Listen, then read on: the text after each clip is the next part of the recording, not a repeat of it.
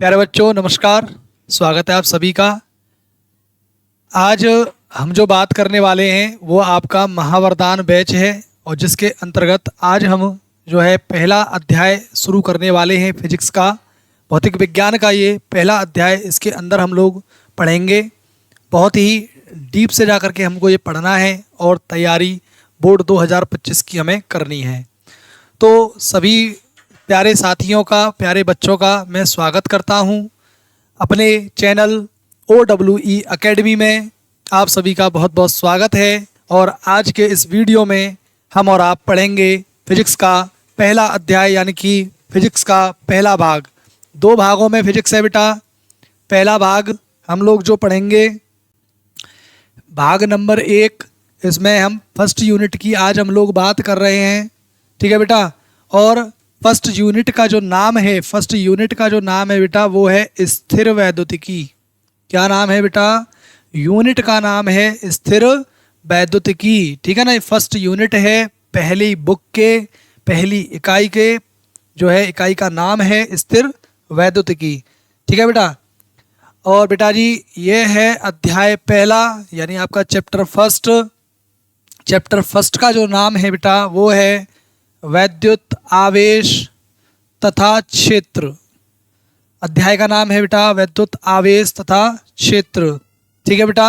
तो आज हमें यहाँ से शुरुआत करनी है और 2025 बोर्ड के लिए हमें तैयारी करनी है। ठीक है बेटा। कंठस्थ तरीके से करेंगे।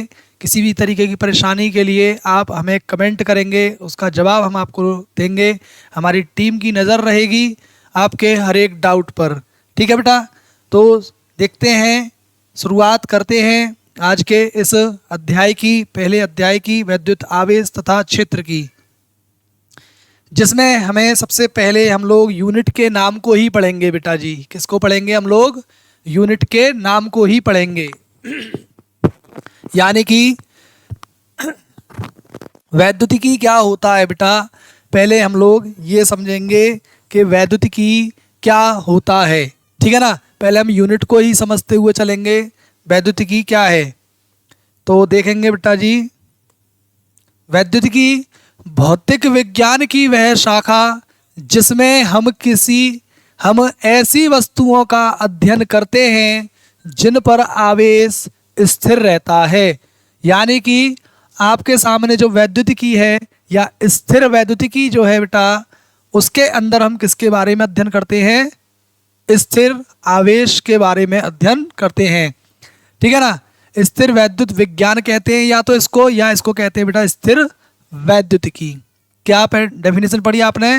भौतिक विज्ञान की वह शाखा जिसमें हम ऐसी वस्तुओं का अध्ययन करते हैं जिन पर आवेश स्थिर रहता है, स्थिर वैद्युत विज्ञान या स्थिर वैद्युतिकी कहलाती है। ठीक है बेटा। ये इसकी डेफिनेशन हुई। नेक्स्ट, इसके बाद में हम अध्याय के अंदर चलते हैं। अध्याय में बेटा अभी हमने एक शब्द सुना और उस शब्द का नाम था स्थिर आवेश। तो मेनली इस चैप्टर के अंदर जो हम अध्ययन करेंगे या इस यूनिट के अंदर जो हम अध्ययन करेंगे वो किसका अध्ययन करेंगे बेटा? वो करेंगे हम स्थिर आवेश का। पूरी यूनिट के अंदर हम स्थिर आवेश की ही बात कर रहे होंगे। ठीक है ना। तो सबसे पहले ज़रूरी है हमें आवेश को जान लेना कि आवेश क्या है। ठीक है। आवेश क्या है? तो आवेश के बारे में आप सुनिए। देखिए, आपने देखा होगा कई बार, एक प्रैक्टिकली आप लोगों ने देखा होगा कि अगर हम कंघे को अपने बालों में रगड़ें और कागज़ के छोटे छोटे टुकड़ों को अगर हम उस कंघे के पास लेकर के जाएं तो वह कंघा उन छोटे छोटे टुकड़ों को उठा लेता है। तो ये जो गुण था उसके पास में उन टुकड़ों को उठाने का, उसी को हम क्या कहते हैं बेटा? वैद्युत आवेश कहते हैं। क्या कहते हैं? वैद्युत आवेश कहते हैं। यानी कि वैद्युत आवेश किसी पदार्थ का वह गुण है जिसके कारण वह विद्युत तथा चुंबकीय प्रभाव उत्पन्न करता है अथवा अनुभव करता है। ठीक है। विद्युत आवेश कहलाता है, विद्युत आवेश कहलाता है। ठीक है बेटा। विद्युत आवेश क्या होता है? विद्युत आवेश बेटा पदार्थ का गुण होता है। पदार्थ का क्या होता है? गुण। और पदार्थ का बेटा गुण कौन सा गुण? मूलभूत गुण। पदार्थ का बेटा जी मूलभूत गुण होता है। पदार्थ का मूलभूत गुण होता है। मूलभूत गुण कौन से होते हैं? जो पदार्थ जन्म से लेकर के पैदा होता है। जैसे कि पदार्थ के अंदर एक मूलभूत गुण और भी होता है जिसको हम द्रव्यमान कहते हैं, ठीक है ना। यानी कि मूलभूत गुण वो होते हैं बेटा जिन पर हम क्या नहीं लगा सकते, क्वेश्चन मार्क नहीं लगा सकते कि ये ऐसा है तो क्यों है। जैसे कि किसी भी वस्तु के अंदर अगर द्रव्यमान है तो हम ये नहीं कह सकते कि द्रव्यमान क्यों है, ठीक है ना। वो जन्म से ही लेकर के पैदा होता है। तो ऐसे ही जो आवेश है वो भी बेटा क्या है? पदार्थ का मूलभूत गुण है। मूलभूत गुण होता है यानी कि जन्म से ही उसके अंदर होता है। और इस गुण के आधार पर पदार्थ क्या कर सकता है बेटा? इस गुण के आधार पर पदार्थ कर सकता है, एक तो वैद्युत क्षेत्र उत्पन्न कर सकता है, ठीक है ना। वैद्युत क्षेत्र उत्पन्न कर सकता है, या विद्युत या चुंबकीय दोनों प्रभाव ये उत्पन्न कर सकता है, या उनका अनुभव भी कर सकता है। वैद्युत और चुंबकीय प्रभाव क्या कर सकता है बेटा जी? उत्पन्न कर सकता है और उसका अनुभव भी कर सकता है, ठीक है ना। यानी कि अगर हमें विद्युत प्रभाव को अगर हमें महसूस करना है तो उसके लिए भी हमें आवेश की आवश्यकता होती है, ठीक है। आवेश को स्मॉल q से प्रदर्शित करते हैं और यह एक अदिश राशि है और इसका मात्रक कूलाम होता है। ये जानने वाली बात बेटा, इसका मात्रक क्या होता है? कूलाम होता है, ठीक है ना। और यहीं अगर हम बात करें इसके विमीय सूत्र की, तो विमीय सूत्र जो होता है बेटा वो होता है इसका AT। विमीय सूत्र क्या होता है इसका बेटा जी? AT इसका विमीय सूत्र होता है, ठीक है। अब देखिए, प्रत्येक पदार्थ सूक्ष्म कणों से मिलकर बना होता है। देखिए आवेश की उत्पत्ति कैसे होती है, किसी भी वस्तु पर आवेश कैसे उत्पन्न होता है उसके बारे में यहाँ पर बता रहा हूँ मैं आपको कि प्रत्येक पदार्थ सूक्ष्म कणों से मिलकर बना होता है जिन्हें परमाणु कहते हैं। परमाणु के नाभिक में प्रोटॉन न्यूट्रॉन होते हैं और इलेक्ट्रॉन बाहर कक्षाओं में चक्कर लगाते हैं। इस ब्रह्मांड में बेटा जो भी पदार्थ बना है वो किससे मिलकर के बना है? छोटे छोटे कणों से मिलकर के बना है। और उन छोटे छोटे कणों को हम क्या कहते हैं? परमाणु कहते हैं, ठीक है। और परमाणु का जो सारा द्रव्यमान जिस जगह पर निहित रहता है या जिसके अंदर पूरा द्रव्यमान संरक्षित रहता है उसको हम नाभिक कहते हैं। नाभिक के अंदर, और नाभिक के अंदर दो चीज़ें होती हैं बेटा, एक प्रोटॉन होता है और एक न्यूट्रॉन होता है। और पदार्थ के बाहर यानी कि उस परमाणु के बाहर इलेक्ट्रॉन उसके बाहर की कक्षाओं में चक्कर लगा रहे होते हैं, ठीक है। परमाणु में नाभिक के निकट कक्षाओं में परिक्रमण कर रहे इलेक्ट्रॉनों पर नाभिक का प्रबल आकर्षण बल कार्य करता है। यानी कि देखिए ये रहा बेटा परमाणु, जो कि ये इसका नाभिक है, और इस साइड इसके चारों तरफ कौन चक्कर लगा रहे हैं बेटा जी?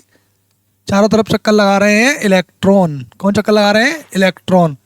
तो ऐसे करके जो इलेक्ट्रॉन चक्कर लगा रहे हैं ये अलग अलग कक्षाएं होती हैं, अलग अलग कक्षाओं में बेटा इलेक्ट्रॉन चक्कर लगाते हैं इस तरीके से, ठीक है।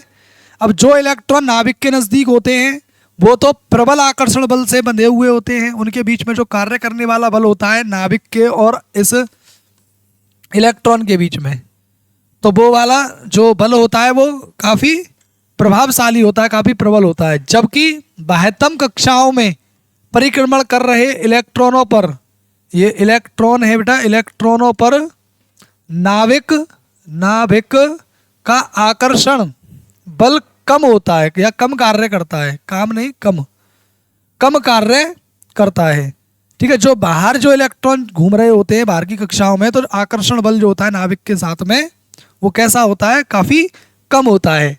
तो जब किसी वस्तु को दूसरी वस्तु के साथ रगड़ा जाता है तब किसी एक वस्तु से कम आबंध इलेक्ट्रॉन, जिनका बंध जो कमजोर है, वो वाले इलेक्ट्रॉन दूसरी वस्तु पर स्थानांतरित हो जाते हैं, जिस कारण वस्तु आवेशित हो जाती है। अभी जैसे मैं आपसे कह रहा था कि बेटा जो हमने कंघा अपने सर में रगड़ने के बाद कागज के छोटे टुकड़ों को उठाया, तो हमने अपने सर से रगड़ने के बाद उस कंघे को क्या दे दिया? हमने दे दिया बेटा इलेक्ट्रॉन, या उससे ले लिए इलेक्ट्रॉन। दो ही केस हो सकते हैं, ठीक है ना। तो उस केस में उसके ऊपर क्या उत्पन्न हो जाएगा, आवेश उत्पन्न हो जाएगा। तो हमेशा याद रखना किसी भी वस्तु पर आवेश कैसे उत्पन्न होता है बेटा, वो होता है इलेक्ट्रॉनों के स्थानांतरण से। सिंपल याद रखना कि इलेक्ट्रॉनों के स्थानांतरण से क्या उत्पन्न होता है, आवेश उत्पन्न होता है। ठीक है ना। आवेश जो गुण है वो कब उत्पन्न होता है, जब इलेक्ट्रॉन लिए या दिए जाते हैं। ठीक है। अब आता है बेटा आवेश के प्रकार। अब है आपके सामने क्या बेटा, आवेश के प्रकार।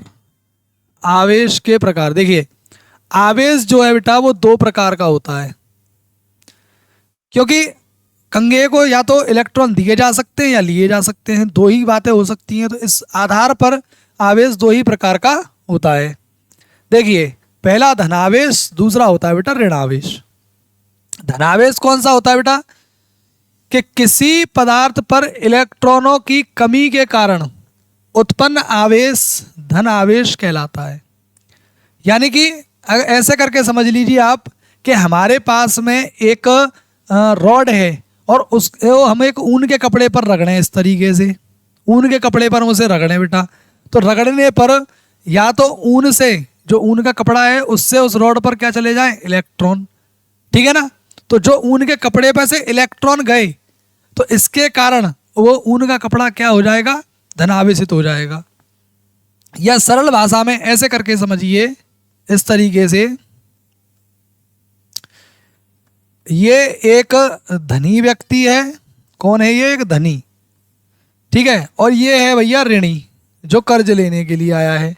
इसके पास में मान लीजिए खजाना है, मतलब छोटा सा खजाना है 1 लाख रुपए का। कितना है बेटा, 1 लाख रुपए का खजाना है बेटा मात्र। इसने क्या किया, इसको 10,000 रुपये दे दिए। कितने दे दिए बेटा, इसको 10,000 रुपये दे दिए इसको। तो इस पर क्या हुआ बेटा, इस पर क्या हुआ, 10,000 रुपये कम हो जाएंगे, यानी कि ये 90,000 रुपये रह जाएंगे। तो इसको हम धनी तभी तो बोल रहे हैं कि ये पैसे देने की स्थिति में, यानी कि इस पर से क्या हो रहा है, इस पर से पैसे कम हो रहे हैं, यानी इलेक्ट्रॉन कम हो रहे हैं। तो ये बनेगा धनी। और जिसने इलेक्ट्रॉन लिए, जिस पर कुछ नहीं था पहले, बेचारा नीलबट्टा सन्नाटा था, जीरो था बिल्कुल, इसने 10,000 रुपये लिए। इसने क्या लिया, 10,000 रुपये लिए। और 10,000 रुपये लेने पर इस पर 10,000 रुपये की क्या हो गई, बढ़ोतरी हो गई। तो ये हो गया बेटा ऋणी। ठीक है। इस पर कैसा आवेश आ जाएगा, ऋणावेश आ जाएगा। इस पर आ जाएगा बेटा ऋणावेश। और जो पैसा दे रहा था उस पर आ जाएगा धनावेश। तो पैसा देने वाले पर पैसे की क्या हो जाती है बेटा, कमी, और लेने वाले पर पैसे की क्या हो जाती है, अधिकता। तो सिंपल है, धनावेश क्या होता है, किसी पदार्थ पर इलेक्ट्रॉनों की कमी के कारण उत्पन्न आवेश धनावेश होता है। इसी तरीके से ऋणावेश की परिभाषा आसान हो गई हमारे लिए। क्या, ऋणावेश किसी पदार्थ पर इलेक्ट्रॉनों की अधिकता के कारण उत्पन्न होता है, उसी को हम क्या कहते हैं, ऋणावेश कहते हैं। ठीक है बेटा, ये थी धनावेश और ऋणावेश की बात। ठीक है। इसके बाद है बेटा वस्तुओं को आवेशित करने की विधियां, यानी हम वस्तुओं को कितने तरीके से आवेशित कर सकते हैं। ये तो हम जान ही गए कि किसी वस्तु पर आवेश कब आता है बेटा, जब उससे इलेक्ट्रॉन लिए या दिए जाते हैं। ठीक है ना। लेकिन आवेशित करने के भी कुछ प्रोसेस हैं, कुछ विधियां हैं, कुछ मेथड हैं, यानी कि जिनमें से पहला मेथड है बेटा घर्षण द्वारा आवेशन। पहला मेथड क्या है, घर्षण द्वारा आवेशन। ठीक है ना। Charging by friction. ठीक है, चार्जिंग बाय फ्रिक्शन। ठीक है बेटा, चार्जिंग बाय फ्रिक्शन। फ्रिक्शन मतलब जब दो वस्तुओं को आपस में रगड़ा जाए और रगड़ने पर इलेक्ट्रॉनों के आदान प्रदान से वस्तु क्या हो जाए, आवेशित हो जाए। इसी पूरी प्रक्रिया को हम क्या कहेंगे, घर्षण द्वारा आवेशन। जब दो इंसुलेटिंग या गैर चालक, इंसुलेटिंग मतलब गैर चालक, जो चालक नहीं है, पदार्थों को आपस में रगड़ा जाता है। ठीक है ना, रबड़ के हैं या फिर प्लास्टिक के ऐसी वस्तु हैं, उनको आपस में रगड़ा जाए तो एक वस्तु से दूसरी वस्तु में इलेक्ट्रॉन स्थानांतरित हो जाते हैं। इससे एक वस्तु में इलेक्ट्रॉनों की कमी, एक में कमी हो जाएगी और दूसरे में इलेक्ट्रॉनों की अधिकता हो जाती है। इस प्रक्रिया को घर्षण द्वारा आवेशन कहते हैं। जाहिर सी बात है, जब आप बेटा इसको रगड़ेंगे तो एक पर इलेक्ट्रॉनों की कमी होगी और एक पर इलेक्ट्रॉनों की अधिकता होगी। और जहाँ इलेक्ट्रॉनों की कमी और अधिकता होगी वहीं बेटा आवेश उत्पन्न होगा। ठीक है ना। तो इस तरीके से जो आवेश उत्पन्न करने की विधि है बेटा उसको कहते हैं घर्षण द्वारा आवेशन। जैसे कि उदाहरण है, जब कांच को कपड़े से रगड़ा जाता है तो कांच धनात्मक रूप से चार्ज हो जाता है और कपड़ा ऋणात्मक रूप से चार्ज हो जाता है। इसका मतलब क्या है बेटा, अगर कांच धनात्मक रूप से चार्ज हो रहा है तो कांच इलेक्ट्रॉनों का क्या कर रहा है, चार्ज ये जो है इलेक्ट्रॉनों को दान कर रहा है। ये इलेक्ट्रॉनों को क्या कर रहा है, दान कर रहा है। कांच यहाँ पर बेटा डोनर का काम कर रहा है, ये धनी है। ठीक है, ये किसी को इलेक्ट्रॉन देगा तभी इस पर क्या आएगा, धनावेश आएगा। और जो कपड़ा ऋणात्मक आवेशित हो रहा है यानी कि इसने क्या किया है, कांच से इलेक्ट्रॉनों को ग्रहण कर लिया है, उससे इलेक्ट्रॉन उधार ले लिए हैं। ठीक है बेटा। तो घर्षण द्वारा आवेशन यानी कि जब दो वस्तुओं को आपस में रगड़ा जाता है, दो इंसुलेटिंग या गैर चालक वस्तुओं को आपस में रगड़ने से जो चार्जिंग होती है उसी को हम घर्षण द्वारा आवेशन कहते हैं। इसके बाद बेटा दूसरी विधि पढ़ेंगे हम, चालन द्वारा आवेशन यानी कि charging by conduction. Charging by conduction, conduction, charging by conduction. ठीक है बेटा। देखिए इसमें क्या होता है बेटा, कंडक्शन में इसमें किसी अनावेशित वस्तु को, कोई एक डिस्चार्ज ऑब्जेक्ट हो आपके पास और उसको चार्ज ऑब्जेक्ट से क्या करा दो बेटा, स्पर्श करा दो। ठीक है ना। जैसे ही वो उससे जुड़ जाएगा, संपर्क में उसके आप कर देंगे तो उतना ही चार्ज उस पर भी आ जाएगा, सेम चार्ज, इतना ही चार्ज उस पर भी आ जाएगा। जैसे कि करंट आती हुई वस्तु में से, जैसे हम लोहे का कुछ भी पाइप वगैरह रख देते हैं बेटा, तो उसमें भी सेम इतना ही करंट आ जाता है जितना कि तारों में दौड़ रहा होता है। ठीक है ना। तो किसी अनावेशित वस्तु को किसी आवेशित वस्तु के संपर्क में लाकर उसे आवेशित करना चालन द्वारा आवेशन में। ठीक है ना। या फिर संपर्क में लाकर आवेशित करना ही क्या कहलाता है बेटा, चालन द्वारा आवेशन कहलाता है। संपर्क में ला करके दोनों को क्या काय में ले लिया जाए बेटा, संपर्क में ले लिया जाए। एक आवेशित वस्तु हो और दूसरी अनावेशित वस्तु हो, सिंपल। ठीक है बेटा। अब सुने जरा इसमें कंडीशन कि चालन द्वारा आवेशन में समान प्रकार का आवेश अनावेशित वस्तु में उत्पन्न होता है। यानी कि जो चार्ज आवेशित में होगा प्लस होगा तो अनावेशित वस्तु में भी प्लस का ही आवेश आएगा, और उसमें माइनस होगा तो अनावेशित वस्तु में भी डिस्चार्ज जो ऑब्जेक्ट है उसमें भी कैसा आएगा बेटा, उसमें भी ऋणात्मक चार्ज ही आएगा, नेगेटिव चार्ज ही आएगा। अगर किसी नकारात्मक वस्तु का इस्तेमाल किसी तटस्थ वस्तु को आवेशित करने के लिए किया जाए तो दोनों चीजें नकारात्मक रूप से आवेशित हो जाएंगी। ठीक है ना। यानी कि अगर नेगेटिव चार्ज को लिया जाए, अगर किसी वस्तु को चार्ज करने के लिए, तो दोनों की दोनों नेगेटिव चार्ज से ही चार्ज होंगी। ठीक है बेटा। ये दो विधियां हुई चार्जिंग की। और तीसरी विधि है बेटा प्रेरण द्वारा आवेशन यानी कि charging by induction. Charging by induction, charging by induction. ठीक है बेटा। देखिए इंडक्शन के केस में क्या होता है, इंडक्शन के केस में क्या होगा कि एक आवेशित वस्तु को किसी अनावेशित वस्तु के पास लाकर उसे आवेशित करने की प्रक्रिया ही क्या कहलाती है, प्रेरण द्वारा आवेशन कहलाती है। यानी एक वस्तु चार्ज हो और दूसरी वस्तु उसके पास ले जाई जाए, वो अनावेशित वस्तु उसके पास ले जाई जाए तो सेम उसके ऊपर उसके बराबर विपरीत आवेश आ जाए। अगर मानिए आपके पास में दो प्लेटें हैं, इसको आपने प्लस चार्ज दिया है, कैसा चार्ज दिया है, प्लस का चार्ज। ठीक है। और दूसरी हम एक अनावेशित वस्तु इसके नज़दीक ले आए तो उतना ही जितना इस पर धनावेश है पहली वाली वस्तु पर, सेम उतना ही ऋणात्मक आवेश यानी विपरीत और समान आवेश इसके ऊपर उत्पन्न हो जाएगा। इसी पूरे प्रोसेस को, चार्जिंग के प्रोसेस को हम कहते हैं प्रेरण द्वारा आवेशन। ठीक है। इस प्रक्रिया में आवेशित वस्तु और अनावेशित वस्तु के बीच भौतिक संपर्क नहीं होता है बेटा, दूर से ही, ऐसा नहीं इनको टच कराया जाए। आपस में फिजिकली ये टच नहीं होंगे बिल्कुल भी। ठीक है, प्रेरण द्वारा आवेशन की प्रक्रिया में अनावेशित वस्तु पर उत्पन्न आवेश आवेशित वस्तु के विपरीत प्रकृति का होता है। जैसा कि मैंने बताया आपको, अगर इस पर प्लस है तो उसको पास लाने पर उस पर नेगेटिव चार्ज उत्पन्न होगा। ठीक है बेटा, अब नेक्स्ट इसके बाद देखते हैं अगला। देखिए आवेश के कुछ गुण। अब बेटा आवेश के अंदर क्या क्या गुण पाए जाते हैं, अब उन गुणों के बारे में सुनिए अब आप। ठीक है, आवेश के अंदर क्या क्या गुण होते हैं, अब आप उनके बारे में सुनिए। ठीक है ना, तो देखिए आवेश एक संरक्षित भौतिक राशि है। आवेश कैसी राशि है? एक संरक्षित भौतिक राशि है, यानी कि आवेश जो होता है बेटा वो संरक्षित होता है। आवेश क्या होता है? संरक्षित होता है। आवेश कभी भी ना तो नष्ट होता है और ना ही कभी उत्पन्न होता है। आवेश ना तो उत्पन्न होता है और ना ही नष्ट होता है, नष्ट होता है।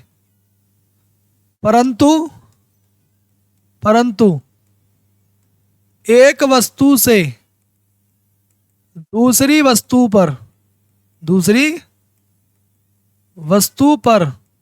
क्या होता है? स्थानांतरित होता है। ठीक है बेटा जी, चार्ज जो होता है बेटा वो संरक्षित रूप में रहता है, यानी संरक्षित रहता है। चार्ज ना तो उत्पन्न होता है ना नष्ट होता है, कंजर्व रहता है, जितना है उतने का उतना ही रहेगा। ठीक है ना, जैसे कि एग्जाम्पल के लिए मान लीजिए एक ये बड़ी बॉडी है बेटा, ये एक सिस्टम है और इसके अंदर कई सारी बॉडीज हैं, अलग अलग कई सारे पिंड हैं। ठीक है, जैसे कि इसके पास प्लस का क्यू आवेश है, इसके पास प्लस का 3 क्यू आवेश है, इसके पास माइनस का क्यू आवेश है। ठीक है ना, जब ये आपस में चार्जिंग करेंगे किसी भी तरीके से, तो चार्ज ऐसा नहीं जैसे इसने इसको चार्ज दे दिया, मान लो इसका रह जाए बाद में 2 क्यूब और इसका हो जाए 0, तो इस केस में क्या हो जाएगा कि इसने इसको चार्ज दिया है लेकिन चार्ज कहीं नहीं गया बेटा, सिस्टम के अंदर चार्ज अभी भी उतने का उतना ही रहेगा, चार्ज कम नहीं होगा बिल्कुल भी। ठीक है ना, इस तरीके से देखिए अभी भी इसमें कितना चार्ज है, इसमें 3 क्यूब 1 क्यूब 4 क्यूब हो गए, 4 क्यूब में से 1 क्यूब घटाओगे 3 क्यूब, इसने इसको 1 दे दिया था, यहाँ रह गए 2, ये 0 हो गया, 2 और 1 3, अभी भी 3 का 3 ही है। चार्ज नष्ट नहीं होगा ना ही उत्पन्न होगा, यानी कि सीधा सीधा ध्यान रखना कि किसी भी सिस्टम का या किसी भी निकाय का जो आवेश होता है वो संरक्षित रहता है। ठीक है बेटा, नेक्स्ट इसके बाद में, यानी किसी भी पृथक प्रणाली में या किसी भी रासायनिक या परमाणु प्रतिक्रिया में शुद्ध वैद्युत आवेश स्थिर रहता है, आवेश उतने का उतना ही रहता है। अगला पॉइंट पढ़ेंगे हम, आवेश हमेशा किसी द्रव्यमान से जुड़ा होता है। आवेश हमेशा किससे जुड़ा होता है? एक द्रव्यमान से। आवेश के लिए बेटा ये जरूरी है कि वस्तु में द्रव्यमान अवश्य होना चाहिए, क्योंकि हमेशा जो आवेश उत्पन्न होता है वो इलेक्ट्रॉनों के लेन देन से उत्पन्न होता है, और इलेक्ट्रॉन का भी बेटा द्रव्यमान होता है 9.1 इंटू 10⁻31 kg। ठीक है, और इलेक्ट्रॉन पर आवेश होता है 1.6 इंटू 10⁻19 कूलाम। ठीक है बेटा, इस तरीके से आवेश हमेशा किससे जुड़ा होता है बेटा? एक द्रव्यमान से जुड़ा होता है। एक पॉइंट ये हो जाएगा, एक पॉइंट ये हो गया था ऊपर, अब ये है एक थर्ड पॉइंट। आवेश एक अदिश राशि है। आवेश बेटा एक अदिश राशि है, इसका केवल परिमाण होता है, कोई डायरेक्शन नहीं होती है बेटा जी। अब है आवेश 2 प्रकार के होते हैं। आवेश 2 प्रकार के होते हैं, यहाँ से नेक्स्ट पॉइंट है बेटा, वो आपने पढ़ी लिए हैं, धनात्मक आवेश और ऋणात्मक आवेश। ठीक है, यहाँ से नेक्स्ट पॉइंट है कि समान आवेश एक दूसरे को प्रतिकर्षित करते हैं और जबकि असमान आवेश एक दूसरे को आकर्षित करते हैं। ठीक है ना, मैं आप लोगों को एक शॉर्ट के द्वारा समझाऊंगा, यूट्यूब पर मैं शॉर्ट डालूंगा एक, जिसमें मैं आपको दिखाऊंगा बेटा कि एक जैसे आवेश एक दूसरे को प्रतिकर्षित करते हैं। फिलहाल में आप लोग याद रखेंगे इस बात को कि प्लस प्लस के अगर 2 आवेश हैं बेटा और एक दूसरे के नज़दीक अगर ये आना चाहते हैं तो ये एक दूसरे को प्रतिकर्षित करेंगे। ये हमेशा एक दूसरे को क्या करते हैं, प्रतिकर्षित करते हैं। और जबकि विपरीत आवेश हो, अगर एक प्लस हो और एक माइनस हो, ये बेटा एक दूसरे को एक दूसरे की ओर खींचते हैं, यानी एक दूसरे को आकर्षित करते हैं। अगला है आवेश का परिमाण सदैव, ये होता है बेटा 1.6, मैंने अभी भी लिखा था ऊपर, 1.6 इंटू 10⁻⁻19 कूलाम होता है, ठीक है ना, सॉरी कूलाम का पूर्ण गुणज होता है, ये ज़्यादा जरूरी है जानना। देखिए किसी भी पदार्थ पर बेटा, किसी भी पदार्थ पर जो आवेश होता है, किसी भी पदार्थ पर जो आवेश होता है, ऐसे करके मान लीजिए जो कोई ऑब्जेक्ट है आपके पास में बेटा जी, कोई भी एक ऑब्जेक्ट है आपके पास में, ठीक है, इसका अगर हमें कुल आवेश देखना हो, कुल आवेश कितना है, तो वो होता है इलेक्ट्रॉन के आवेश का पूर्ण गुणज। इलेक्ट्रॉन के आवेश का पूर्ण गुणज होता है बेटा, यानी कि इलेक्ट्रॉन का जो आवेश होता है वो होता है 1.6 इंटू 10⁻⁻19 कूलाम, यही तो होता है। ये एक इलेक्ट्रॉन का चार्ज है। अगर इस ऑब्जेक्ट के ऊपर, इस ऑब्जेक्ट के ऊपर बेटा अगर एक ही इलेक्ट्रॉन है तो उस ऑब्जेक्ट पर बेटा जी इतना चार्ज होगा, या एक इलेक्ट्रॉन लिया है या एक इलेक्ट्रॉन दिया है तो इतना ही धनात्मक आवेश उत्पन्न होगा, या इतना ही ऋणात्मक आवेश उसके ऊपर उत्पन्न होगा, ठीक है। अगर मान लीजिए इसके ऊपर एक है तो हमने एक के लिए ये बात कह दी, और धनात्मक ऋणात्मक दोनों हो सकता है। अगर दो इलेक्ट्रॉन लिए हैं या दिए हैं, दो इलेक्ट्रॉन लिए या दिए हैं तो बेटा ये हो जाएगा दो इलेक्ट्रॉनों के आवेश के बराबर। और तीन इलेक्ट्रॉन लिए हैं या तीन इलेक्ट्रॉन दिए हैं तो ये हो जाएगा तीन इलेक्ट्रॉनों के आवेश के बराबर। अगर चार लिए हैं और चार दिए हैं तो चार इलेक्ट्रॉनों के बराबर, ठीक है। इसी तरीके से अगर n इलेक्ट्रॉन उसने लिए या n इलेक्ट्रॉन दिए हैं तो उस वस्तु के ऊपर आवेश हो जाएगा Ne। क्या हो जाएगा? Ne, ठीक है ना। Q बराबर Ne, तो वस्तु का जो आवेश होता है बेटा वो होता है उस वस्तु पर उपस्थित इलेक्ट्रॉन के आवेश का पूर्ण गुणज। यानी कि अगर उस पर दो इलेक्ट्रॉन है तो दो इलेक्ट्रॉनों के बराबर आवेश होगा, तीन है तो तीन के, चार है तो चार के, n है तो n के, Ne। इस गुण को बेटा हम कहते हैं आवेशों का क्वांटमीकरण। इसे आवेशों का क्वांटमीकरण कहते हैं, क्वांटमीकरण कहते हैं, ठीक है। ये जो गुण है इसको क्वांटमीकरण कहते हैं, जिसमें Q क्या है? Q है बेटा पदार्थ का आवेश। Q क्या होता है? पदार्थ का आवेश, जो कुल आवेश होता है। N होता है बेटा पदार्थ पर इलेक्ट्रॉनों की संख्या, पदार्थ पर इलेक्ट्रॉनों की संख्या। और E जो होता है बेटा वो आप जानते ही हैं, ये होता है बेटा इलेक्ट्रॉन का आवेश। और इलेक्ट्रॉन का आवेश बेटा हमेशा के लिए ध्यान रखना वो होता है 1.6 इंटू 10⁻⁻19 कूलाम। इसे बेटा हम जो है इलेक्ट्रॉन के आवेश को इसे मूल आवेश भी कहते हैं, आवेश भी कहते हैं। अगर आपसे कोई पूछता है कि मूल आवेश किसे कहते हैं तो बेटा जी एक इलेक्ट्रॉन के आवेश को मूल आवेश कहते हैं। बात समझ में आई क्या?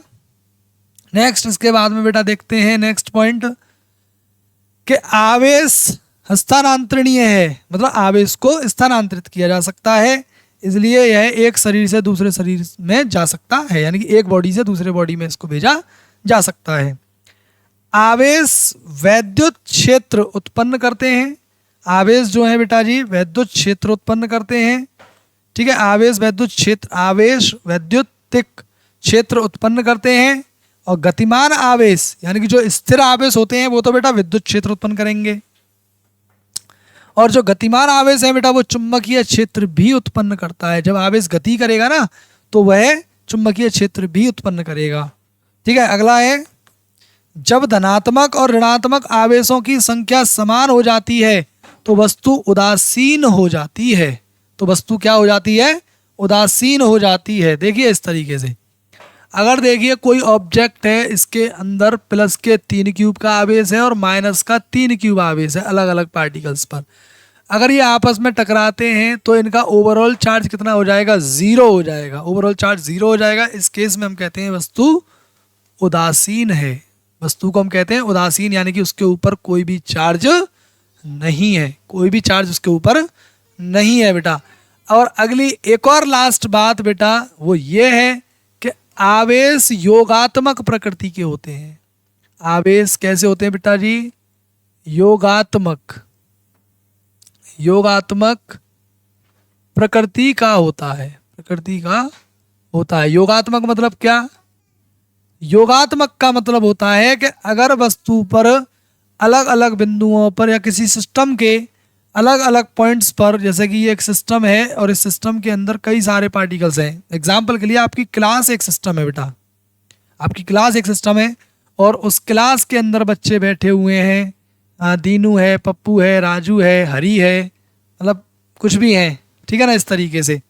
तो ये मान लीजिए दीनू पर चार्ज 3 क्यूब है, पप्पू पर 2 क्यूब है, राधा है उस पर माइनस का 3 क्यूब है, 4 क्यूब कृष्णा लेकर के बैठा है और राजू के ऊपर 5 क्यूब है ना, और सुरभि के ऊपर प्लस के 4 क्यूब है ना, और रोशनी के ऊपर मान लीजिए 3 क्यूब है, ठीक है, माइनस का। इस तरीके से तो अगर मैं इसके कुल आवेश की बात करूं, निकाय का कुल आवेश, निकाय का कुल आवेश, तो बेटा कुल आवेश होता है योगात्मक प्रकृति का, तो ये होता ही होता है क्योंकि अदिश राशि है।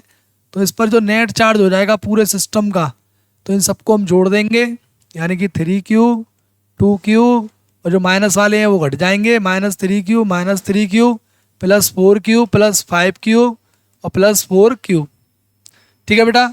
3 क्यूब से 3 क्यूब प्लस माइनस ये कट जाएंगे, है ना, और 4 क्यूब में से 3 क्यूब है तो 1 क्यूब बच जाएगा, ये 2 क्यूब पहले से हैं, 1 क्यूब यहाँ बच जाएगा, और 5 क्यूब और 4 क्यूब, टोटल चार्ज कितना हो जाएगा?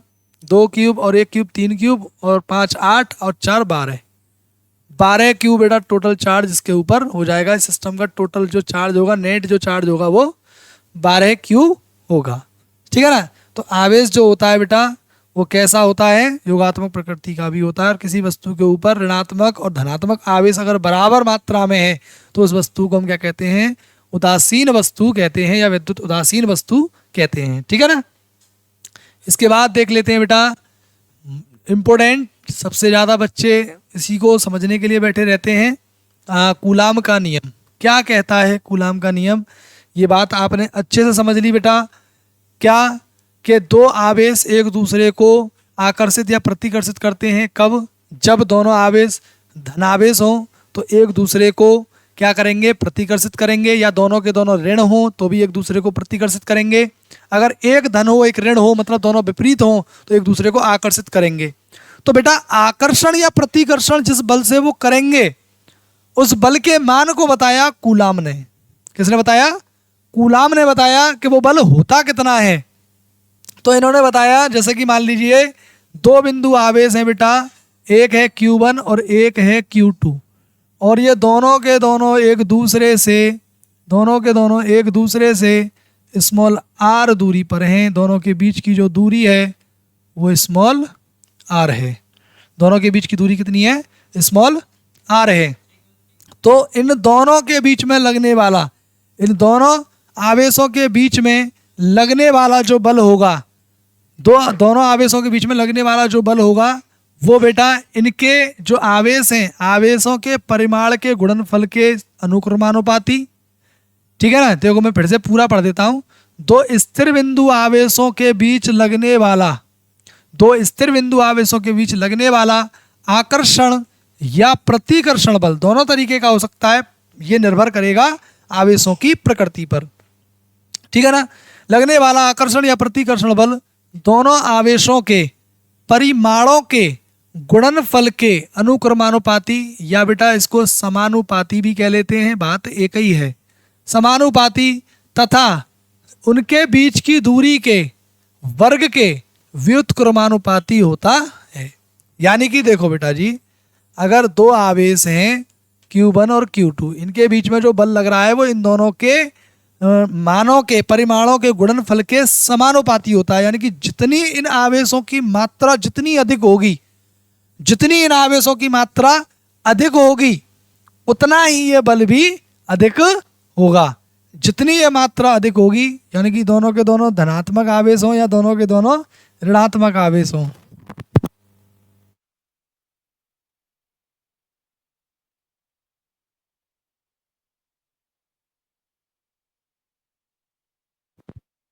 ठीक है बेटा, तो जो इनके बीच में लगने वाले बल का जो मान होगा बेटा जी, वो डिपेंड करेगा इन आवेशों की मात्राओं पर। मात्रा जितनी ज्यादा होगी, आवेश जितना ज्यादा होगा, बल भी उतना ज्यादा होगा। और बल दोनों प्रकृति का हो सकता है।